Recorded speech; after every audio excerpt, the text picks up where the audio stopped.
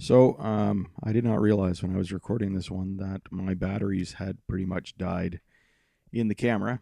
So the audio turned out really, really bad.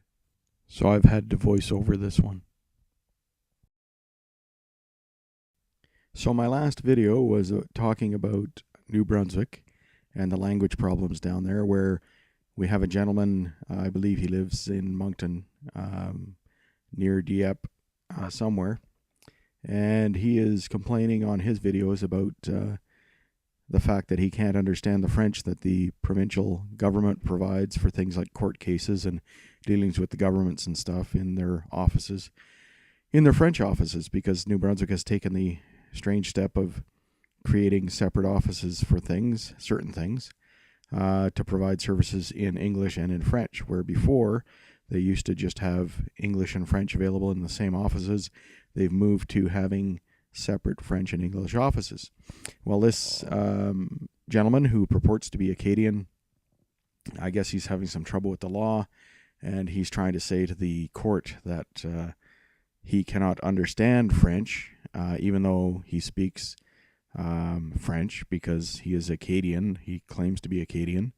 But they speak a dialect of French called Chiac.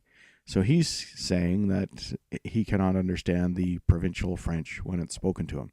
So what he's asking for is a separate language identification in New Brunswick, and also possibly separate language offices, asking for the Acadian dialect of French to be spoken in that office. So here we go again with more spending on a language that, if the individual had gone to school, which I'm sure they had, one of the things that most people are not aware is that in New Brunswick, when I was going to school, when people before me were going to school, when people after me were going to school, French was a language class that we took for an hour a day, every day, and it was pretty much mandatory all the way from grade 1 all the way up to grade 11. The only time you could not take French was in grade 12, which is the graduating year of high school in New Brunswick. So for this gentleman to claim that he can't speak the government's French, well, if he went to school, he would have been taught it for at least 11 years if he went all the way to grade 12. I don't know anything about him, so I can't comment on how educated he is or not. I'm just saying that possibly his study of the language could have been better, and he could avoid costing the province all kinds of money just to set up an office so he can go to court or deal with the government office maybe once or twice in a lifetime. So that's some clarification for the last video. On this video, I wanted to talk about Prince Edward Island, because they have just announced that for their population of 145,237 people total, there are approximately 5,000 people who claim to speak French and be of French origin, and they have just decided to create a bilingual law in their province, which means that now their federal and provincial, well, federal does anyway, but the provincial offices and municipal offices will now have to provide French services to those 5,000 citizens in that province.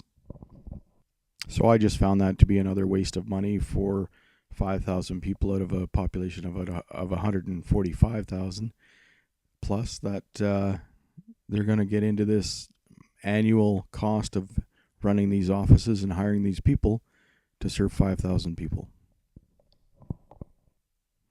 Because PEI receives the highest amount of equalization payments per capita, it just means that this added expense is going to be paid for, generally speaking, by the rest of Canada to provide these French services to 5,000 people within the province.